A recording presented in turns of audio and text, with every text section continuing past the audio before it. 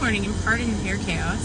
I was scrolling this morning and I found a few videos that made me think about it. I was having an earlier discussion, a rant video, about spiritual psychosis, and talking to the people on my page and other people who are interested in spiritual and tarot and witchy stuff. As a brief educator about spiritual psychosis, I'm a big believer, first and foremost, that as a tarot reader, it's not my job to claim to have all the answers for you, and I am suspicious when people act like that. Like, I do believe in the goddess. This is just for me personally, but I'm also a scientifically minded person, and I know that that puts me in the minority in maybe both communities, and I'm okay with that. I also believe that there are other people's opinions and needs that are valid for them.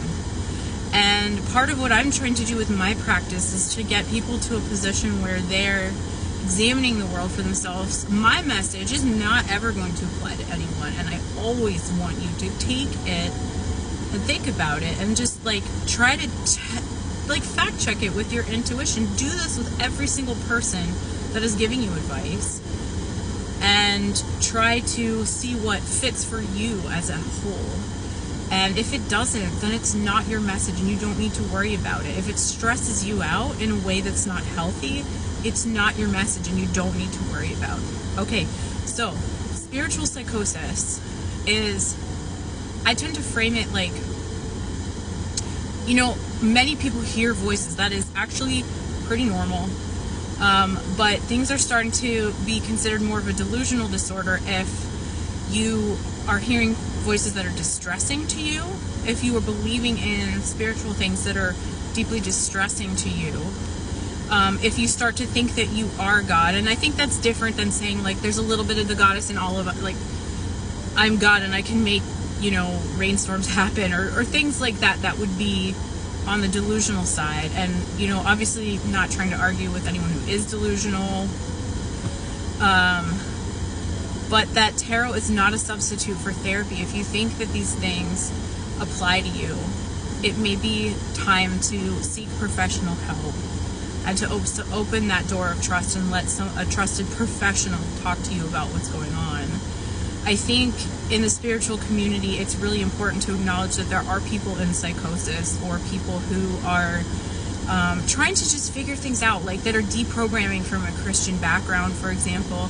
And so coming in and being the type of leader who wants to take over that narrative for them is also kind of part of the problem.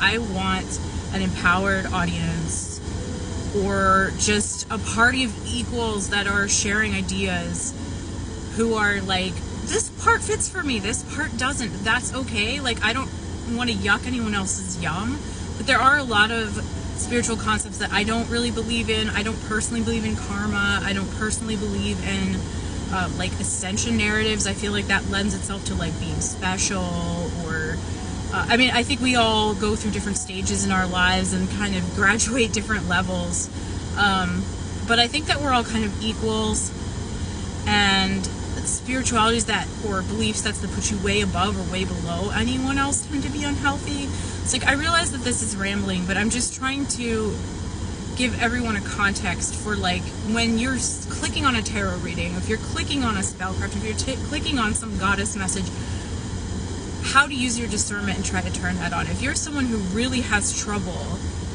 connecting with your internal narrative, if you have trouble knowing what your truth is, that may be a good sign that it's time to get therapy.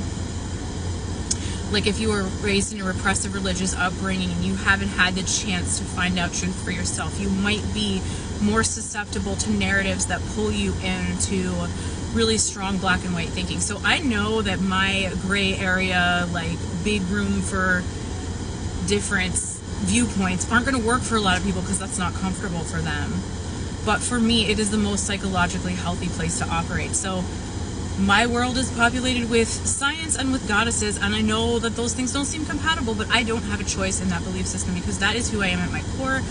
These are the things that I feel deeply, and I try to integrate that into the world in a way that is healthy for me and for others. So I think just if you're seeing a video, if you're seeing content online, spiritual or otherwise, if it's making you feel bad, find trusted other people to reach out to. If it's telling you that everything's great and wonderful and perfect and going to work out, if you're taking that and claiming it in a way that's like, I'm going to think positively and keep going, then that's great. If you get attached to an outcome, if you start to think you can control everything in your universe, like that starts to be a slippery slope. Okay, so those are some red flags to consider for going forward. Trying to think what else.